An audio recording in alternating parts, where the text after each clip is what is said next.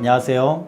오늘 성경 공부를 통해서 저와 여러분이 예수님에 대해서 잘 이해하는 시간이 되었으면 좋겠습니다. 예수님께서 이 땅에 오신 목적들, 또한 구원에 대해서, 복음에 대해서, 예수님의 사역에 대해서 이제 이해할 수 있는 그런 시간이 되었으면 좋겠는데요. 주님께서 이 땅에 오셔서 가난한 자에게 복음을 전하시고, 억눌린 자를 자유케 하시고, 포로된 자를 자유케 하셨습니다. 뿐만 아니라 병든 자를 고치셨고, 영적인 병, 더러운 귀신에 눌려있는 사람들을 자유케 하셨습니다. 그들을 고치시고 더러운 귀신에게는 꾸짖으며 나가라고 내쫓았습니다. 주님께서는 주님께 오는 많은 사람들, 주님이 보시는 사람들을 그들을 자유케 하시기를 원하셨습니다.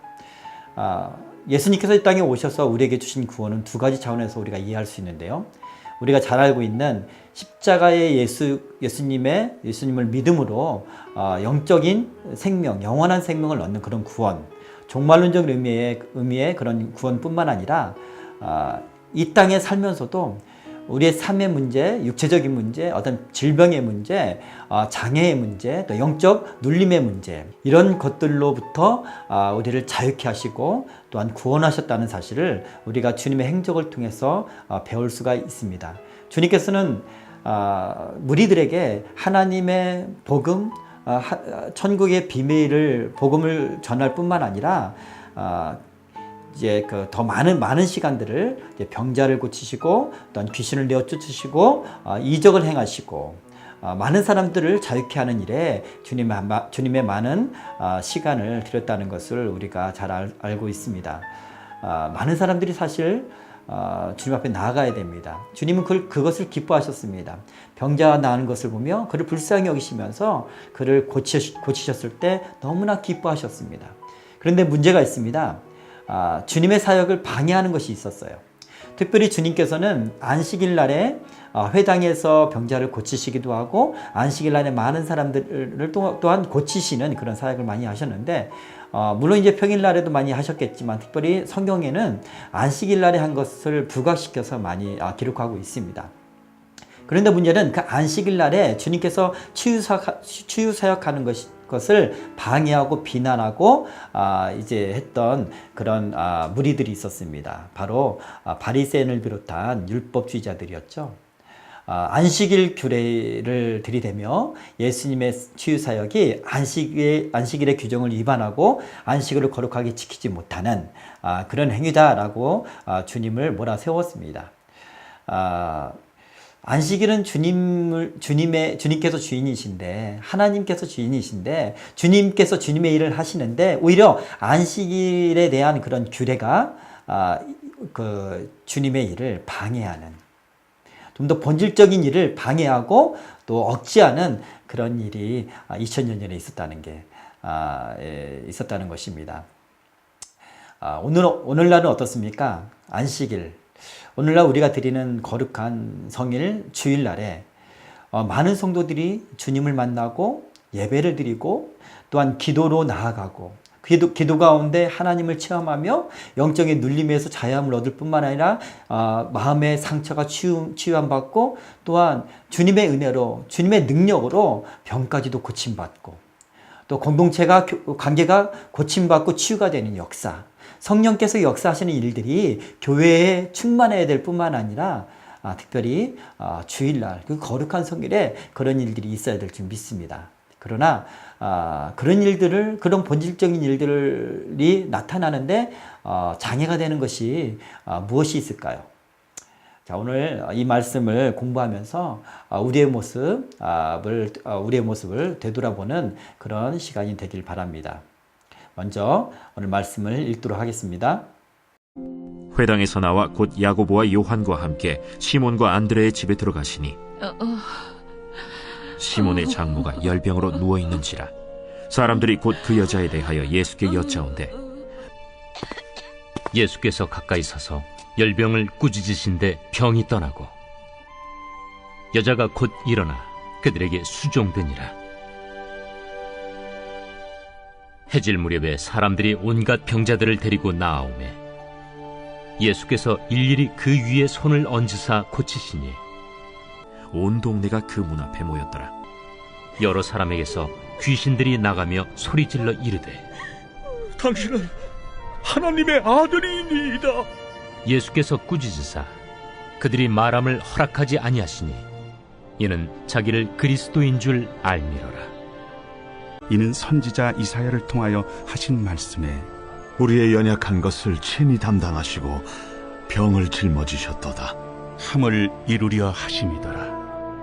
네, 오늘의 말씀은 오늘 본문 말씀은 크게 두 가지 구조로 되어 있습니다. 첫 번째는 예수님께서 베드로의 장모의 열병을 고치는 이야기와 그리고 이제 그 후에 수많은 병자들이 주님께 나왔을 때 주님께서 일일이 고치셨다는 내용.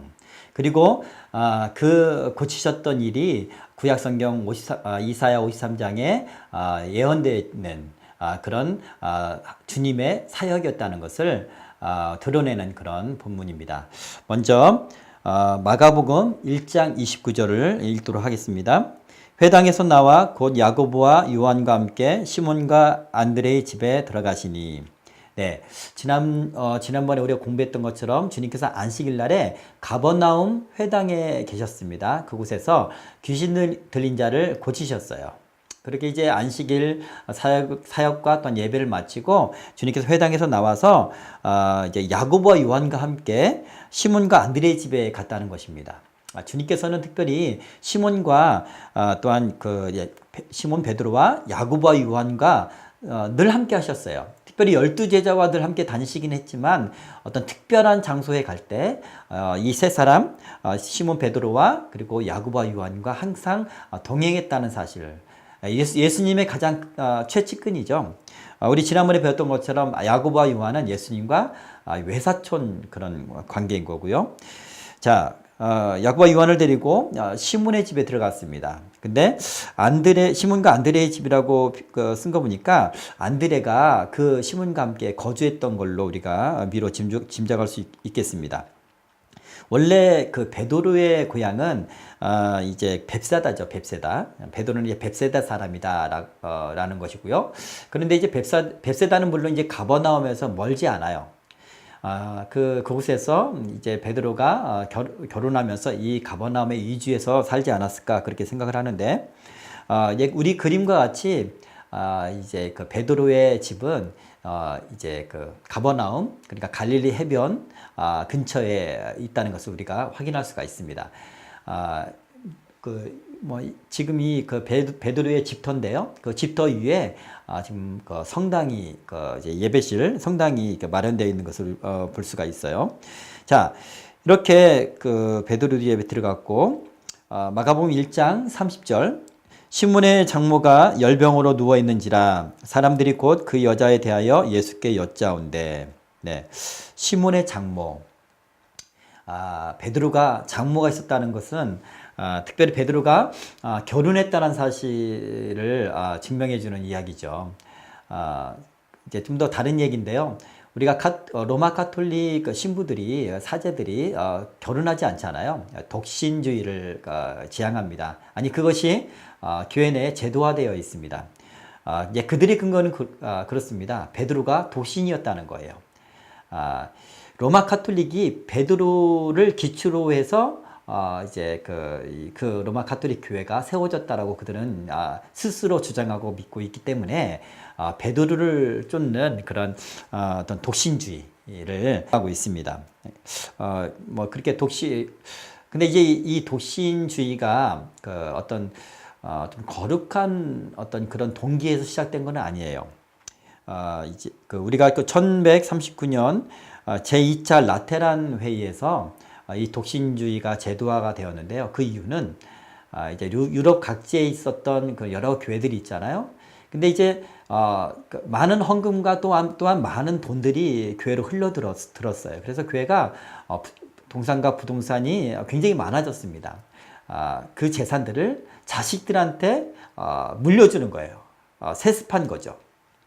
이 세습의 문제, 재산 세습의 문제를 해결하기 위하여, 그것을 막기 위하여 이제 로마 교황청에서 그 라테란 공회를 통해서 그 사제는 독신해야 된다. 이렇게 독신을 제도화시켰다는 것입니다. 자, 이제 결혼을 했다는 내용의 성경적인 근거가 있습니다. 고린도전서 9장 5절에 보면 바울이 이야기를 하죠. 여러 사도들과 베드로가 이제 그 베드로의 아내가 이제 전도여행할 때 함께했다라고 그런 어떤 언급을 하게 됩니다. 또 역사적인 근거도 있습니다. 알렉산드리아의 클레멘트는 베드로와 빌립이 자녀를 낳았다라고 이야기하고요. 베드로가 전도할 때 항상 아내를 대동했다라고 말합니다. 특별히 아내도 이제 순교를 당했는데 베드로가 보는 앞에서 아내가 순교를 당했다고 합니다. 그러니까 베드로의 아내는 끝까지 베드로와 함께 했었다는 것을 우리가 잘 알 수가 있겠죠. 네, 어쨌든 시몬의 장모라는 이 구절이 베드로가 독신이 아니었다라는 것을 이제 증명하는 그런 성경 구절 그 근거가 되는 것입니다. 자, 장모가 열병으로 누워 있는지라 이제 마가복음 1장 30절에는 열병이라고 이렇게 기록되어 있는데 누가복음에는요 중한 열병이다. 누가복음 4장 38절에는 중한 열병이다라고 합니다. 우리가 열병하면은 별로 그렇게 큰 질병 같지가 않잖아요. 독감에 들어도 열병이 있고 그렇잖아요. 그런데 누가는 중한 열병이라고 기록하고 있어요. 우리가 누가복음의 저자 누가는 의사 출신이죠. 특별히 어떤 치유 사역이라든가 또한 귀신을 내어 쫓는 어떤 그런 모든 장면들을 굉장히 자세하게 다루고 있는 것을 누가복음을 통해서 우리가 확인할 수가 있습니다. 근데 이 중한 열병이라고 하는 것은요, 아마도 그 갈릴리 지역에 풍토병이었을 것입니다. 말라리아나 장티푸스와 같은 그런 풍토병이었어요. 굉장히 심각하고 위험한 그런 질병이었던 것입니다. 그 병에 걸려서 누워 있었대요. 근데 이 누워 있는지라라는 이 단어가 과거 미완료형으로 사용됐습니다. 무슨 말입니까? 오래도록 해결되지 않고 누워 있는 상태를 말하는 거예요. 아직도 계속 누워 있는 상태. 그러니까 만성적인 질병이라는 거예요. 그 열병 가운데 만성적으로 고통을 당하고 있는 시몬의 장모.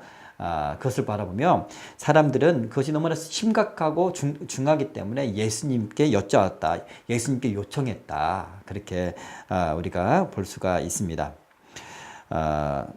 이제 누가복음으로 한번 넘어갈까요? 누가복음에 보면 4장 39절에 보면 예수께서 가까이 서서 열병을 꾸짖으신데 병이 떠나고 여자가 곧 일어나 그들에게 수종드니라. 네, 예수님께서 이제 시몬의 장모에게 가까이 가서 열병을 꾸짖었다라고 기록하고 있습니다. 이 꾸짖었다라는 표현은 누가복음에만 있어요. 마태복음에는요, 손을 만지셨다. 마가복음에는 손을 잡아 일으키셨다라고 얘기하는데 누가복음 꾸짖었다 얘기를 합니다. 마치 어떤 인격체에게 꾸짖는 것처럼. 어떤 학자들은 아마 누가는 그 열병의 근원이 어떤 귀신에 의한 것이라고 생각했을 것이다. 그래서 주님께서 꾸짖었다 그렇게 해석하는 그런 신학자도 있습니다. 주님께서는 더러운 귀신 들린 자에게 그를 치유하실 때 귀신을 꾸짖으셨죠. 예, 그랬던 것처럼 그렇게 하셨을 것이다라고 생각을 하는데요. 비단 이제 귀신뿐만 아니라 주님께서 꾸짖었던 그런 대상들이 있어요. 오늘 이 열병에게도 꾸짖었고, 우리가 갈릴리에서 이제 예수님이 이제 제자들과 함께 배를 타고 이제 가시다가 풍랑이 일잖아요. 풍랑이라서 거의 제자들 생각엔 죽게 되었습니다. 그때 주님께서 제자들의 믿음이 없다라고 이제 책망하시고 나서 바람과 바다를 어떻게 했습니까? 꾸짖었다라고 표현하고 있습니다. 꾸짖었다. 네, 그냥 이제 바람과 바다가 어떤 인격체는 아니잖아요. 그럼에도 불구하고 주님께서 꾸짖었습니다. 이것을 보면 주님께서는 자연의 모든 것들, 자연계의 모든 것들을 통치하시고 꾸짖을 만큼 통치하시고 다스리시는 하나님이라는 것을 우리가 잘 알 수가 있습니다. 특별히 어떤 그런 바다뿐만 아니라 바람뿐만 아니라 오늘 이 질병까지도 주님께서는 다스리시고 꾸짖어서 그의 사랑하는 사람들을 괴롭히고 오랫동안 열병 가운데 있는 그 고통 가운데 사로잡고 있는 그 열병을 꾸짖었다. 꾸짖었다는 표현을 보면 주님의 감정을 잘 이해할 수 있겠죠. 저도 이제 아이들이 있는데 아이들이 그 열이 나서 이 고통 가운데 있으면 참 마음이 너무 아픕니다. 저도 이제 어렸을 때 이제 뭐 감기가 들거나 여러 가지 뭐 다른 데 아파서 열이 났을 때 정말 정신이 없잖아요. 어지럽고 구역질 나고 온몸이 막 몸살이 나고 그런 고통 가운데 있는 거예요. 그것을 바라보면서 이제 제 자녀가 그랬을 때 정말 그 질병을 꾸짖어 내쫓고 싶을 정도로 그런 어떤 아버지의 사랑으로 그런 마음이 그런 감정이 생깁니다. 주님께서 그 사랑하는 자녀들이 그런 고통 가운데 있는 자녀들을 바라볼 때 그들을 괴롭히고 있는 질병들을 물론 인격체는 아니지만 마치 인격체를 대하듯이 꾸짖어서 내쫓았다. 이 말씀은 우리에게 큰 은혜를 줍니다. 자, 그때 이제 병이 떠나고 여자가 일어나 그들에게 수종드니라. 네. 주님의 치유하심이 얼마나 완전하십니까? 열병에서 오랫동안 열병 가운데 있었는데 그 열병이 떠나니까 금방 일어나서 수종들 정도로 보통 우리 그랬을 경우 체력이 떨어지고 너무나 힘든 가운데 정신을 차리는 그런 시간들이 필요하잖아요. 며칠 동안의 회복의 시간이 필요할 겁니다. 그러나 주님께서 고치셨을 때는 그 자리에서 완전한 회복이 있는 거예요. 수종들 정도로 그런 정말 능력의 하나님이신 예수님을 우리가 이 구절을 통해서 잘 확인할 수가 있습니다. 자, 누가복음 4장 40절 읽겠습니다. 자, 이제 39절까지는 이제 베드로의 장모를 치유하는 그런 장면이고요. 이제 40절부터는 이제 다른 이제 그 주제로 넘어가는데 40절 해질 무렵에 사람들이 온갖 병자들을 데리고 나오매 예수께서 일일이 그 위에 손을 얹으사 고치시니. 네. 해질 무렵에 사람들이 온갖 병자를 데리고 나왔습니다. 여기서 온갖 병자라고 하면 그 각종 병자, 각종 병이 든 사람들, 그러니까 모든 종류의 병자들, 모든 종류의 질병, 그것을 이야기하는 거예요. 주님께서는 모든 종류의 질병을 다 고칠 수 있는 분이었다는 것을 성경은 말하고 있습니다. 그들이 나왔을 때 예수님께서는 일일이 안수를 하시고 고치셨어요. 주님께서는 편견 갖지 않으시고 또 더 악한 사람, 또 더 더러운 사람 이런 거 따지지 않으시고 일일이 손을 얹고 고치셨습니다. 주님께서는 문둥병자도 손을 대시며 고치셨어요. 사람들은 문둥병자를 다가가지도 않잖아요. 문둥병자 입장에서는 주님 앞에 나아가지도 못합니다. 왜냐하면 그 어떤 전염성과 그 위험성 때문에요. 그리고 죄책감 때문에요.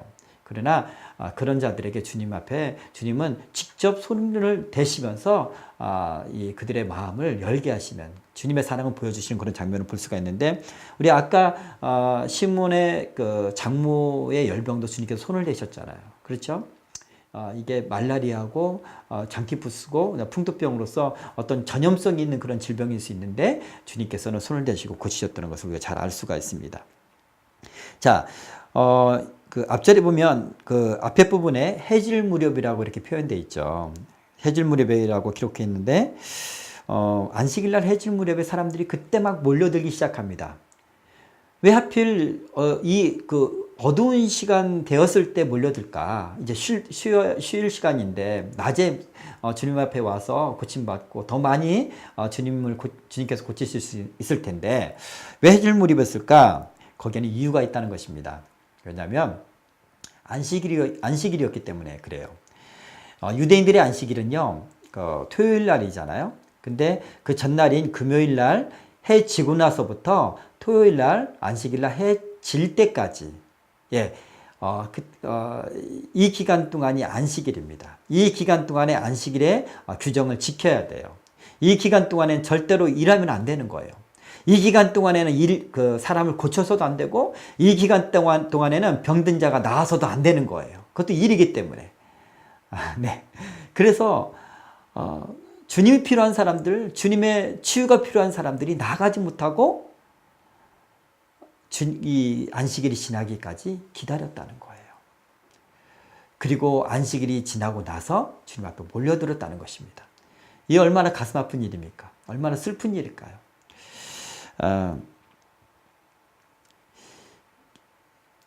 특별히 이제 율법주의자들은요, 예수님께서 안식일날을 고치신 것 때문에 예수님을 비난하고 또 예수님을 어떻게 죽일까 모의하고 예수님을 미워하고 그랬습니다. 자신들이 이제 만든 안식일을 기억하여 거룩하게 지키라는 하나님의 십계명에서의 그런 계명, 그 계명을 온전하게 해석하지 못하고 그 정신은 팔아먹고 자신들이 안식일을 어떻게 하면 잘 지킬 수 있을까 해가지고 멀리 가면 안 된다, 안식일날은 불도 떼면 안 된다, 안식일날은 뭐 해도 안 된다, 이렇게 여러 가지 규정들을 만들어낸 거예요. 그것은 주님께서 만드신 것이 아니잖아요. 그런데 자신들이 만들어낸 그런 전통들, 신앙생활을 더 잘하기 위해서 만들어낸 그 전통들이 오히려 주님의 사역을 가로막고 주님께 나아가는 사람들을 발걸음을 잡고 있는 것을 우리가 잘 알 수가 있습니다.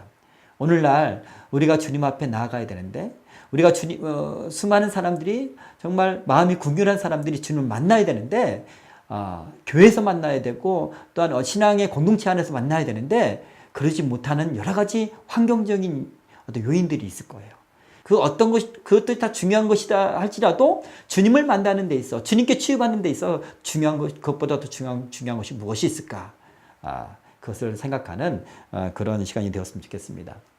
특별히 안식일날 중요하죠. 안식일을 잘 지키는 것은 중요합니다. 십계명에는 안식일을 기억하여 거룩하게 지키라 이렇게 기록하고 있죠. 그런데 이제 유대인의 장로의 유전에 보면 39개의 항목이 기록된 할라카에는요, 안식일 날에는요 아무 일을 하면 안 되는데 두 가지 경우는 예외가 있습니다. 성전 예배를 드릴 때, 성전 예배를 드리면 제사장들이 이제 봉사를 해야 되잖아요, 일을 해야 되잖아요. 그 경우와 또 이제 기근으로 말미암아서 죽게 되었을 때, 그때 그런 경우는 이제 생명이 위태로운 경우를 제외하고는 안식일을 범하면 안 된다. 이렇게 할라카에는 그렇게 이제 이야기하고 있습니다. 그런데 안식일은 어떤 날일까요? 우리가 안식일에 대해서 좀 생각을 이제 했으면 좋겠는데, 안식일은요, 주님께서 이 땅을 창조하시고 6일 동안 창조하시고 7일째 쉬셨죠. 안식하셨죠. 그런데 우리 하나님께서는 쉼이 필요한 분이십니까? 그렇지 않습니다. 주님께서는 피곤하지도 않으시고 졸지도 않으신 분입니다. 그렇죠? 쉼이 필요 없으신 분이에요. 주님께서는 졸지 않으시고 우리를 지켜보시고 우리를 위해서 일하고 계신 분입니다. 그런데 왜 7일째 안식일을 쉬셨을까? 그리고 그것을 지키라고 하셨을까? 자, 기억하여 거룩하게 지키라는 것은 뭐냐면, 이 안식일날만큼은 일주일 동안은 6일 동안은 열심히 일하다가 7일째 안식일 날에는 이 세상을 창조하신, 우리를 창조하신 근원이 되신 하나님을 기억하라는 거예요. 거룩하게 예배하고 구별된 시간을 가지라는 겁니다. 두 번째는요, 이 안식일은 사람을 위해서 제정된 것입니다. 사람을 위한, 사람을 살리는, 사람이 회복되는 그런 날이 바로 안식일이라는 겁니다. 그런데 이제 바리새인과 율법주의자들은 예수님의 안식일 동안에, 안식일 날에 행하시는 그 모든 사역 때문에 부딪혔습니다. 특별히 마태복음 12장에 보면요, 예수님이 제자들과 함께 이제 밀밭 사이로 지나가시다가 제자들이 너무 시장에서 밀밭을 잘라서 그것을 먹었어요. 근데 그것을 바리새인이 보고 비난을 합니다. 안식일을 범했다고 비난하는 거예요. 참, 바리새인 정말 할 일이 없었나 봐요. 네, 누가 좀 후원하는 사람들이 많았나 봐요. 그럼 예수님을 따라다니면서 무엇을 어기는가 고발할거리를 보기 위해 그렇게 주시하면서 봤다는 거예요. 네, 밀을 이제 잘라서 먹었는데요. 이 사람들은 밀을 이제 손으로 비비면요, 먹으려면 손으로 비벼야 되잖아요. 껍질을 비비면 그것을 타작행이다. 예, 밀에서 이제 알갱이를 떨어뜨리려고 이렇게 비비는 타작행이고, 그리고 이제 껍데기, 이 알을 이제 먹기 위해서 껍데기를 이렇게 비벼가지고 입으로 후 불면 이것을 정리하는 행위다라고 봤습니다. 한마디로 일하는 것이다, 노동이다라고 생각한 겁니다. 그래서 이제 예수님과 그 제자들 비난을 합니다. 그때 예수님께서 안식일이 어떤 날인지를 이 바리새인들에게 정확하게 하나님의 본 뜻을 이야기하는 그런 내용이 있는데요. 첫 번째, 아까 제가 말씀드렸던 것처럼 안식일은 사람을 위하여 있는 것이다 라는 거예요. 그 말씀하시면서 주님께서 이제 다윗의 예를 드는데요. 다윗이 사울이 이제 다윗을 죽이려고 할 때 다윗이 사울에 쫓겨서 그의 소년들과 함께 도망가죠. 생명을 이제 잃지 않게 도망갑니다. 도망가는 과정에서 그 당시에 이제 하나님의 회막, 하나님의 속망이 있었던 높당에 가요. 높당에 가는데 너무나 배고프고 너무나 그런 절망적인 상황, 절박한 상황이 있을 때 이제 제사장 아히멜렉이요, 진설병, 하나님의 성수에서 성수에 드린 진설병은 제사장만 먹게 되어 있는 것이 규례예요. 하나님의 말씀인데 그 진설병을 아히멜렉이 진설병이 어떤 맥주병 이런 병이 아니에요. 예, 떡을 말하는 거예요. 예, 하나님께 드려진 떡, 이 떡을 이제 다윗에게 준 거예요. 그리고 다윗과 함께한 소년들도 주어서 먹게 했습니다. 근데 예수님께서 이 말씀하신 건 뭐냐면, 그랬음에도 불구하고 구약 성경은 그들의 행위, 아히멜렉 행위와 다윗의 행위를 비난하지 않는다, 정죄하지 않았다. 왜냐? 그런 규례가 있지만 생명을 살리기 위한, 사람을 살리기 위한 절박한 상태에 있는 사람들을 채우고 살리고 세우기 위한 그런 일이었기 때문에 비난할 수가 없다. 비난하지 않았다. 그렇게 말씀하시는 거죠. 그렇게 말씀하시면서 이제 이런 말씀하십니다. 마가복음 2장 27절 보면 또 이르시되 안식일이 사람을 위하여 있는 것이요 사람이 안식일을 위하여 있는 것이 아니니. 그렇죠. 사람을 살리는데 이 안식일의 시간들을 사용해야 된다는 거예요. 아까 주님께서 창조하신 목적, 그리고 안식일을 제정하신 목적에서 얘기했던 것처럼 안식일날에 사람을 살려야 된다. 또 한 가지 예를 드는데요. 제사장들이 성전에서 안식일을 범하여도 죄가 없는 것은 너희가 알지 않느냐, 그렇게 말합니다. 성전에서 죄를 범한다는 건 뭐냐면, 이제 제사장들이 안식일 날에는 이제 진설병을 개최하거나 희생 제물을 드리는 여러 가지 어떤 그런 제사 행위를 해야 되잖아요. 근데 이것도 일이에요, 일. 근데 그러면 안식일 날도 일하는 거잖아요. 그렇죠? 안식일은 절대로 일하면 안 되니까 쉬라고 했으니까. 그러면 어떤 것이 높은 상위법입니까? 네, 성전법 상위법이죠. 그러니까 성전에서 이 제사장들이 일을 하면서 주님 앞에 드리는 그런 제사의 행위는 그것을 정죄하지 않는다라고 그렇게 이야기를 합니다. 그래서 말씀하시죠. 마태복음 12장 6절에 보면 내가 너에게 이르노니 성전보다 더 큰 이가 여기 있느니라.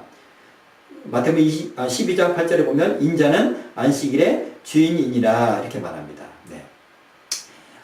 성전에서 일하는 것, 제사를 드리기 위해서 일하는 것, 그것을 안식일 범하는 것이 아니라는 것을 상식 있는 사람은 다 알 수가 있어요. 그렇죠? 근데 우리 예수님께서는 성전보다 큰 분이십니다. 우리 예수님께서는 하나님이셔요. 그분께서 안식일 날에 하나님의 일을 하는데 사람을 살리는 일을 하고 복음을 전하고요. 그런 일을, 생명을 살리는 일을 하는데 그런 규례들로 주님을 정죄할 수가 없는 것이죠. 네, 우리 예수님께서는 안식일의 주인이시죠. 또한 성전보다 크신 분입니다. 예루살렘 성전 또한 이제 구약 시대에서 막을 내리고요. 예수님의 시대까지, 이제 예수님이 계실 때까지 이제 구약 성전이 존재하고요. AD 70년에 성전이 많이 무너지고 성전 예배는 이제 더 이상 이제 지속되지가 않죠. 그리고 우리 예수님께서 친히 성전이 되셨습니다. 그렇죠? 그것을 주님께서 예언하시죠. 이 성전이 무너지고 3일 만에 내가 다시 지으리라. 그런 말씀을 통해서 이 진정한 성전 되신 예수님, 그분이 성전보다 더 크신 분이에요. 그렇죠? 그렇기 때문에 안식일 규례 따위가 너희들이 만든 그 전통 따위가 하나님의 일, 주님의 일을 막을 수가 없다. 그렇게 말합니다. 제자들이 지금 밀밭 사이에서 이삭을 먹은 것은요, 주님의 그 거룩한 하나님의 일에 동참한 가운데 행한 일입니다. 마치 제사장들이 제사를 드리고 그런 것과 같은 거죠. 주님의 신성한 의무에 참여하고 행하고 있었다는 것을 우리가 잘 알 수가 있습니다. 주님께서는 또 이제 마태복음 12장 10절에서 12절에도 그런 말씀하시죠. 안식일이 사람을 위한 날이다 라고 말씀하시면서 회당에서 이제 한쪽 손이 마른 사람이 있었어요. 안식일에 고치실까? 요거를 또 지켜보는 사람들이 있었어요. 바리새인들과 그 사람들은 주님을 미워하는 마음으로 그걸 지켜보고 있었다는 거예요. 그때 그 사람들의 중심을 꿰뚫어 보신 주님께서 그 사람들의 외식을 책망하시면서 이런 말씀하시죠. 만약에 안식일 날에 너희 중에 너희 양이 구덩이에 빠졌다. 그러면 그 구덩이에서 양을 건져내지 않을 사람이 있겠느냐? 거기에 있는 사람들은 자신들의 구덩이에 빠진 양을 건져냈다는 거예요. 건져낸다는 거예요. 그런데 사람이 질병 가운데 있는데 고치는 것이 더 합당하지 않느냐? 양보다 사람이 더 귀하지 않느냐? 안식일은 양을 구하는 날이 아니라 사람을 구하는 날 아니냐? 그런 이야기를 주님께서 말씀하시는 것입니다. 네, 이렇게 사람들이 해질 무렵에 주님 앞에 나왔던 이유는요, 한마디로 인간이 만들어낸 좀 더 안식일을 잘 지키려고 이 사람들이 여러 가지 그런 규례들을 만든 거예요. 신앙생활을 더 잘하려고. 근데 사랑은 빠지고 안식일의 어떤 진정한 어떤 정신은 빠지고 그걸 지키고 행하는 그런 어떤 외식적인 것들만 남아있는 거예요. 그렇죠? 그래서 그들의 외식을 주님께서 꾸짖으셨죠. 겉과 속이 다르다는 거예요. 속은 사랑이 없으면서 사람 살리고 싶어하는 그런 국률함과 그런 사랑이 없으면서 율법을 지키면서 나는 율법을 잘 지키고 그래서 하나님 앞에 거룩하다. 겉으로만 거룩한 것을 보이려고 하는 그런 바리새인들의 이중성, 그런 외식을 주님 앞에 주님께서 책망하시는데요. 독사의 새끼들아, 독사의 자식들아, 회칠한 무덤아, 그렇게 책망하십니다. 여러분, 회칠한 무덤이 무엇입니까? 네, 무덤 안은 냄새나는 시체가 있는데 하얀색으로 겉에 회칠했다는 거예요. 겉과 속이 다르다는 거예요. 자, 어쨌든 안식일 날은 주님 앞에 나아가야 되는 거고, 많은 사람들이 주님 만나야 되고 체험을 받아야 되는 날입니다. 그럼에도 여러 가지 우리 신앙생활에서 또 하나 교회 생활에서 여러 가지 다른 일들로 굉장히 바쁜 것 같아요. 주일날에 너무 바쁘지 않습니까? 네, 연습하고 또한 어떤 프로그램 따라하고 또한 여러 가지 그런 행사들도 하고, 네, 이것들이 성도의 교제를 위해서 정말 중요한 것들이에요. 또한 신앙 초신자들에게는 교회에 정착하게 하는 어떤 여러 가지 좋은 어떤 인간적인 방법일 수가 있습니다. 그러나 교회는 어떤 곳입니까? 교회는 예수님께서 예루살렘 성전을 두고 하신 말씀이 있죠. 성전은 내 아버지 집은 만민이 기도하는 집이라는 거예요. 기도란 무엇입니까? 하나님 앞에 나가서 그분을 만나는 것이 기도 아닙니까? 성전 바로 그런 곳이에요. 교회는 주님을 만나는 곳이에요. 교회에서 성도들이 해야 될 본질적인 일은 주님 앞에 기도하고 하나님의 말씀을 깨닫고 또한 기도를 통해 성령을 만나고 시험받아야 됩니다. 이것이 성전에서 행해야 될 일들이에요. 본질적인 일보다는 비본질적인 일들이 이제 그 교회 생활 가운데 또한 이제 교회 주일날 가운데 많이 행하는 것을 보게 됩니다. 자, 어쨌든 그 밖에도 여러 가지 장애 요인들이 많을 거예요. 교회의 어떤 외적인 요인뿐만 아니라 각자 개인의 어떤 그런 그 요인들도 있을 거예요. 내가 하나님 앞에 나아가서 치유받고 문제를 해결받는데 장애가 되는 것들은 무엇인가? 네, 기도하지 않는 그런 이유들이 무엇인가? 게으름? 또 너무 바쁜 거, 분주함? 또는 기도해도 되겠어? 기도하면 다 돼? 이렇게 말하는 사람 있잖아요. 저는 그런 사람이 정말 미워요. 살아계신 하나님 앞에 기도하는 것인데 그것을 너무나 너무나 가볍게 생각하는 사람들이 있다는 거예요. 예, 기도하면 다 돼? 이런 어떤 믿음이 없는 생각들. 또한 어떤 교회는 뭐 소리 내어서 기도하는 것을 또 자제시키는 그런 교회가 있고, 어떤 교회는 또 방언으로 기도하는 것을 못하게 하는 어떤 분위기가 있고, 또 어떤 교회는 이제 뭐 주일날 안 그렇게 하겠지만 평일날에 기도하러 가려고 하는데 교회에 여러 가지 좋은 장비들이 많으니까 문을 걸어 잠그고 성도들이 편하게 갈 수 없는 그런 상황들. 물론 이제 필요한 어떤 조치이긴 하지만 보다 본질적인 것을 잃어가는 것이 참으로 안타깝습니다. 성도들이 하나님의 성전에서 하나님을 만나는 것, 주님 앞에 무릎 꿇고 홀로 하나님을 만나야 되는, 그래야 우리 영이 살잖아요. 우리의 문제가 그래야 해결이 되잖아요. 그런데 우리의 어떤 주님의 교회를 잘 섬기기 위한 여러 가지 다른 이유들 때문에 그런 본질적인 일들이 가로막히는 그런 것을 보게 됩니다. 그 모든 것들이 다 이 본질적인 것을 잘할 수 있도록 그렇게 행해야 되는데 그러지 못한 것을 참 안타깝게 생각을 합니다. 네. 마가복음, 이제 마가복음으로 다시 넘어가겠습니다. 마가복음 1장 33절. 온 동네가 그 문 앞에 모였더라. 네. 온 동네가 그 문 앞에 모였더라. 자, 먼저, 예수님께서 아까 병자들을 일일이 손을 얹어서 고쳤다고 하셨죠. 근데, 손을 얹어서 고친다는 것은 이 손을 얹는 행위를 우리는 안수라고 합니다. 그죠? 어떤 사람은 이 안수하는 행위를 어떤 체면 효과 또는 어떤 마술적인 행위로 생각하는 사람이 있어요. 또는 어떤 신사도 운동이나 어떤 지나친 좀 잘못된 어떤 그런 은사주의 운동하는 사람들이 어떤 안수를 하거나 또는 임파테이션을 통하여 어떤 자신들의 능력을 어떤 증가시키는 어떤 이런 행위들, 또 그 사람들의 잘못된 신학들 때문에 어떤 이 안수하고 기도하는 것에 대한 그런 믿음을 저버리는 경우 또는 오해하는 경우가 굉장히 많은데, 자, 안수에 대해서 좀 더 잠깐 얘기하고 넘어가도록 하겠습니다. 안수의 성경적인 여러 가지 그런 근거가 있는데요. 첫 번째는 이 죄악을 전가하는 행위로서 안수를 했습니다. 출애굽기 20장 15절에서 19절 보면요.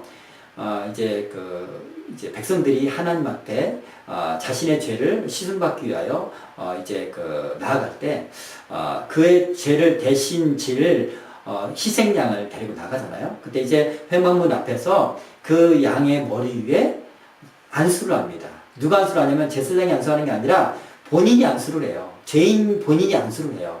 그리고 자신의 모든 죄를 이 희생양에 덮어버립니다. 전가시키는 거예요. 좀 이기적이죠? 근데 이건 이기적인 것이 아니라 하나님께서 그렇게 제정하신 거예요. 사람들의 죄를 씻게 하기 위한 하나님의 은혜고 사랑인 거죠. 그리고 나중에 온 인류의 죄를 예수 그리스도에게 전가시키기 위한 하나님의 예표적인 사건입니다. 자, 그렇게 전가를 합니다. 그것이 바로 그러면서 안수를 했다는 거죠. 죄악의 전가로서의 안수. 두 번째로 레위기서 24장 14절에 보면 더러워진 인격 또한 죄악을 전가시키고 신성 모독의 말을 들은 어떤 증인들이 이야기를 통해서 안수했다는 것 장면 우리가 알 수가 있고요. 세 번째로 오늘과 같은 내용인데 병 고치기 위하여 이 치유의 능력을 전가시키는 행위가 있어요. 안수할 때요, 이 안수하는 사람의 안에 있는 능력이 전가가 된다는 거예요. 네, 물론 물론 예수님께서는 그분이 하나님이시기 때문에 주님의 능력으로 고치셨을 줄 믿습니다. 근데 이제 제자들도 이제 안수를 하면서 병든 자를 고쳤어요. 예수님뿐만 아니라 특별히 이게 전달이 된다, 능력이 전달이 된다 이 얘기를 좀 하고 싶은데 예수님의 옷자락을 만진 사람 있죠. 사람들 앞에 이제 나타나거나 가까이 가면 안 되는 그런 병에 걸린 사람이었어요. 바로 유출병이에요. 피를 흘리는 병인 여인인데 부정하다고 해서 사람 근처에 가면 안 돼요. 근데 예수님 앞에 치유를 받고 싶기 때문에 주님 앞에 나가지 못하고요. 주님이 지나가실 때 주님의 뒤에서 그 옷자락에 손을 대었어요. 손을 대었는데 병이 나은 거예요.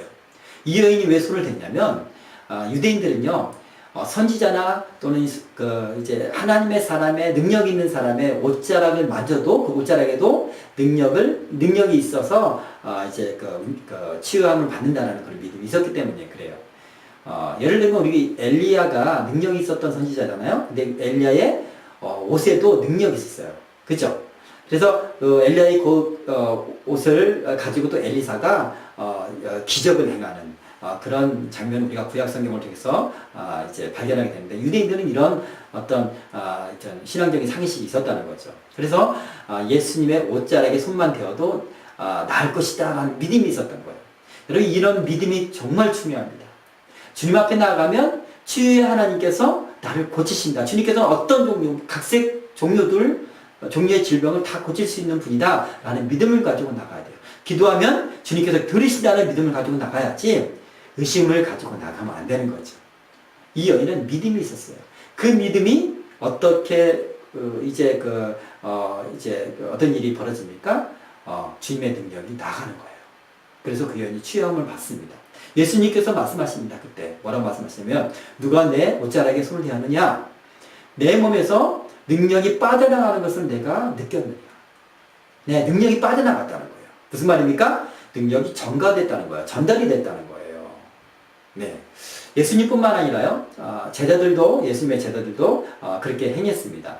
사도 바울은 특별히 이제 그 사도행전 28장 8절에 보면 사도 바울도 안수에서 병을 고쳤다라는 그런 내용이 있고요. 그렇다면 사도만 그런 능력이 있었을까요? 예수님이 사도들에게만 능력을 주셨을까요? 그렇지 않습니다. 사도가 아닌 아나니아라는 사람도 안수해서 병을 고쳤습니다.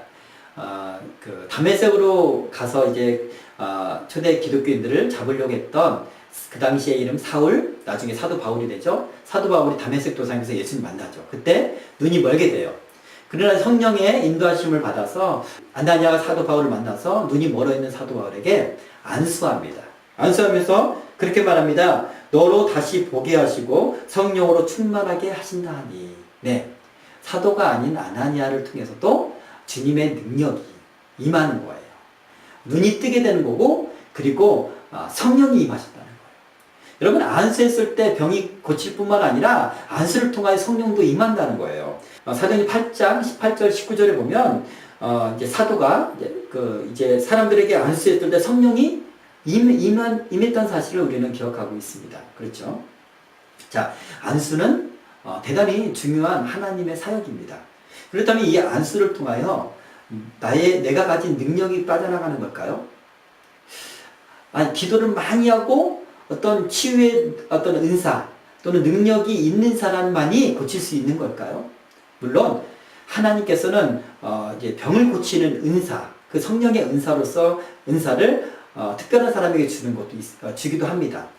그렇게 주었을 때는 이미 그 사람이 그 능력을 소유한 사람이 되겠죠. 어떤 비유로 말하면 어떤 기술력을 습득한 사람, 네. 어떤 무기를 가진 사람이 되겠죠.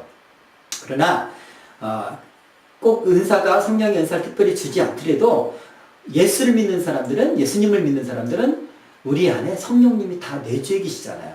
그렇죠? 그러면 나의 능력이 아니라 성령께서 하나님께서 친히 고치신다는 거예요. 예수님께서 이 땅에 오셔서 꼭 하셨던 것처럼, 기뻐하셨던 것처럼, 그 일을 위해서 비난을 받으면서 그 일을 하셨던 것처럼 병든 자 또한 이제 그 귀신 들린 자를 고치셨다는 거예요. 그렇죠? 이 안에 계신 성령님께서는 사람을 살리시고 자유함을 얻게 하고 치유하시고 싶어 하신다는 것을 여러분 믿으시길 바랍니다. 저도 이제 그런 경험이 있는데요. 언젠가 제가 이제 사역했던 교회에서 한 권사님이 저에게 찾아왔어요. 찾아와서 기도를 해달라고 이제 찾아오셨는데 이 권사님은 굉장히 연로하십니다. 많이 나이를 많이 드시고 근데 이제 암에 걸렸는데 말기암 환자였습니다. 병원에서도 이제 더 이상 손 쓸 수 없는 그런 상태까지 갔어요. 그래서 이제 주님 나라 가는 날만 기다리고 있었는데 주님 나라 가는 것은 문제가 안 되잖아요. 그죠? 모든 사람들이 주님 앞에 나 살려주세요 한다고 주님께 다 살려주진 않잖아요. 왜냐하면 주님 앞에 가는 것, 죽는 것, 그것이 자연스러운 거잖아요. 또한 믿는 사람에게는 어찌 보면 그것이 큰 기쁨의 일이잖아요. 그렇죠. 그렇기 때문에 이제 주님께서 물론 살릴 자와 또한 이제 주님께서 주님 나라 부르실 자를 주님께서 주권적으로 선택하실 거예요.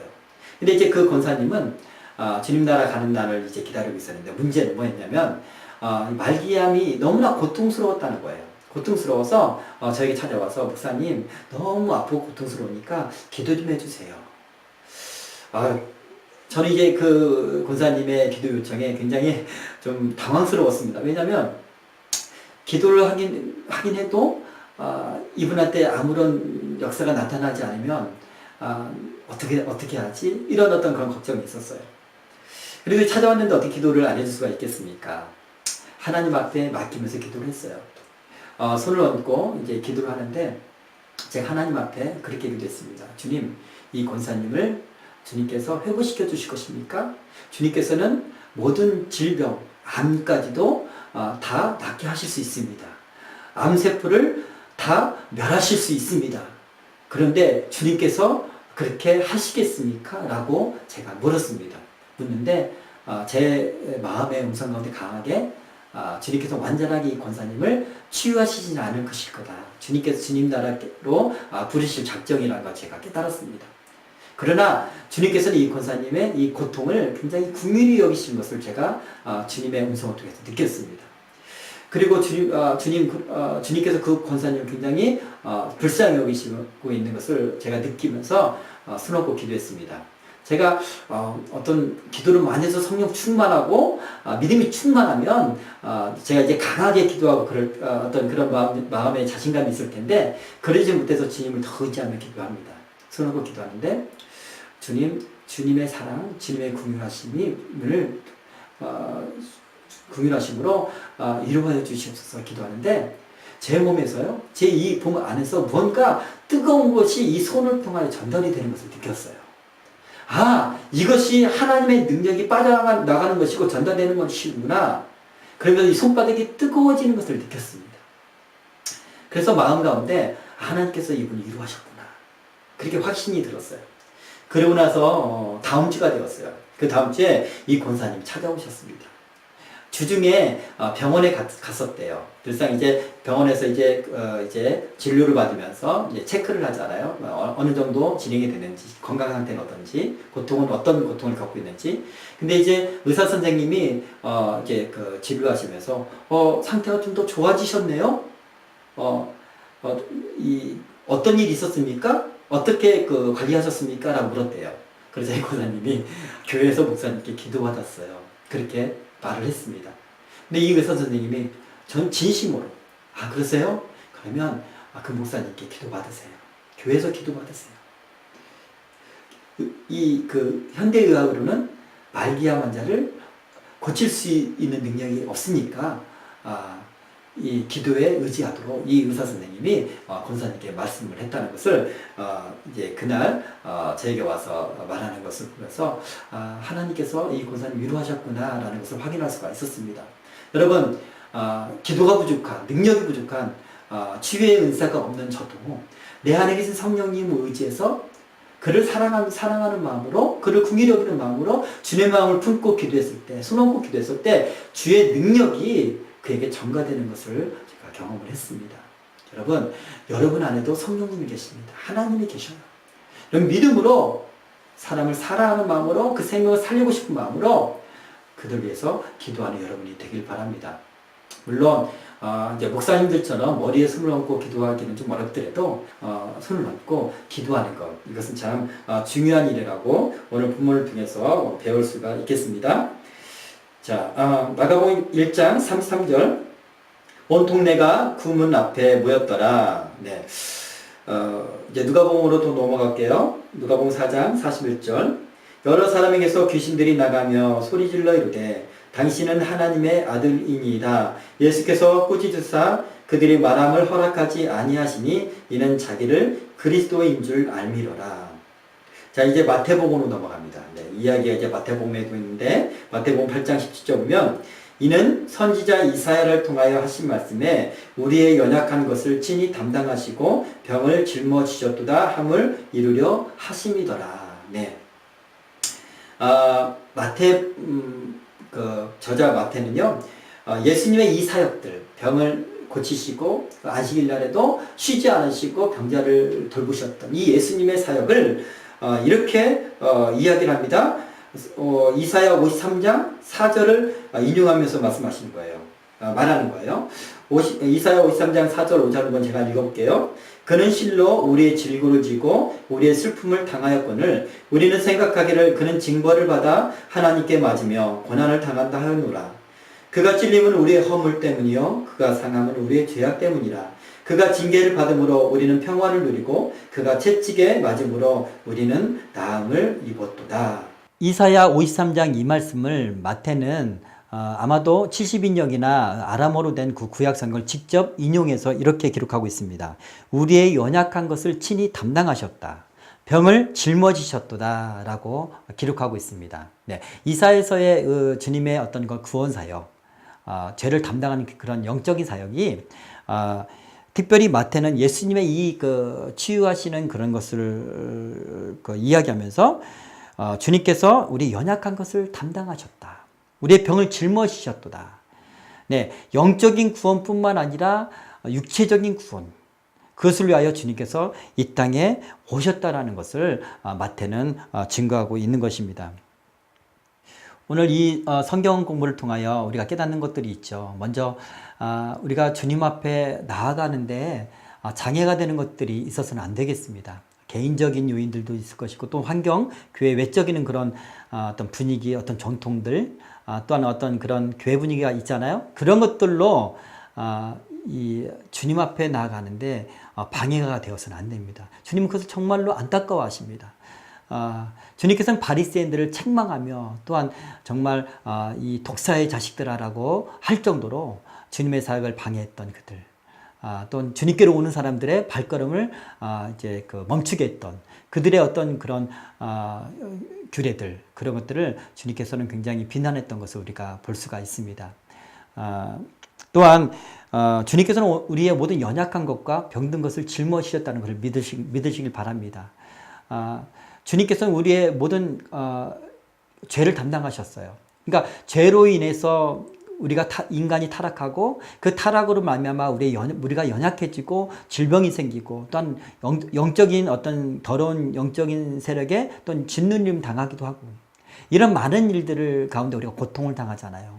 주님의 구원은요, 우리 완전하게 종말론적으로 우리의 영혼이 그 모든 것에서 완전하게 자유케 되는 그런 날이 있습니다. 그럼에도 이 땅에서도 우리의 육체적인 현실적인 그런 어떤 속박에서 우리를 구원하시는 것, 그것이 주님께서 이 땅에 오셔서 많은 시간 하셨던 그런 사역임을 우리가 성경 말씀을 통해서 기억하게 됩니다.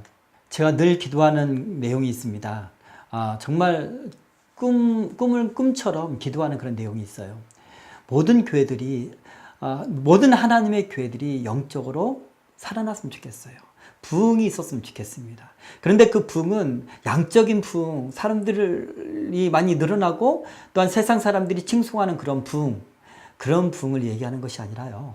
그런 부흥은 당연히 따라오겠지만 좀 더 본질적인 의미에서의 부흥이 있었으면 좋겠습니다. 바로 하나님을 예배할 때, 또한 하나님을 만나러 갔을 때 수많은 사람들이 영적으로 회복되고 또한 육체적인 것도 하나님의 능력으로 회복되고 또한 관계가 회복되고 또 마음의 치유가 되고 또한 하나님의 말씀을 순종하며 그 말씀을 순종함으로 말미암아서 하나님의 일들이 세상 가운데 드러나는 일들, 특별히 오늘 말씀의 본문의 어떤 그 주제를 보면 교회에 나가서 여러 가지 다른 행사들, 여러 가지 다른 교제들, 여러 가지 다른 많은 어떤 프로그램들, 그런 것들도 중요해요. 그러나 그런 것들을 행하다가 우리 잘 알잖아요. 피곤해서 오후 예배 때는, 저녁 예배 때는 막 졸거나 피곤한 상태에 있어서 기도도 안 되고, 그래서는 안 되겠죠.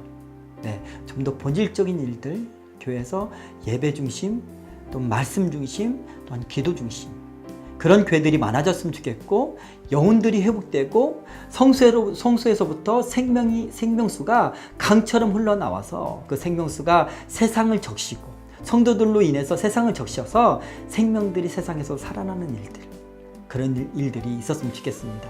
세상 사람들이 교회를 바라보면 교회에서 여러 가지 좋은 일을 한다. 교회는 어떤 교회는 굉장히 이 목사님이 잘생겼다. 어떤 교회는 건물이 좋더라. 편의시설이 잘 돼 있다. 카페가 좋다. 이렇게 그 교회를 칭송하지 않고, 그 교회를 그렇게 바라보지 않고, 어떤 교회 가니까 진짜 여기는 진짜 믿는 사람들 같아. 여기 가니까 뭔가 이 거룩해. 여기 가니까 정말 뭔가 하나님의 말씀만 해.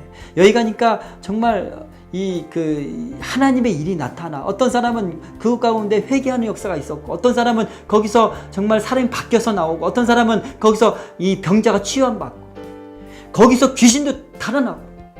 그런 교회가 있더라. 역시 하나님은 살아계신가 봐. 교회 가니까 하나님 살아계시더라. 그것을 바라보면서, 그것 때문에 세상 사람들이, 교회를 비난했던 사람들이 교회를 경외심을 가지고 바라볼 수 있도록, 하나님을 두려운 마음으로 믿을 수 있도록, 여러분, 우리 교회가 그렇게 본질적인 모습이 회복되었으면 좋겠습니다. 이것이 저의 기도 제목이에요. 여러분도 저와 함께 이것을 위해서 기도하는 그런 시간들이 많아졌으면 좋겠습니다. 오늘 함께 해주셔서 너무나 감사합니다. 감사합니다.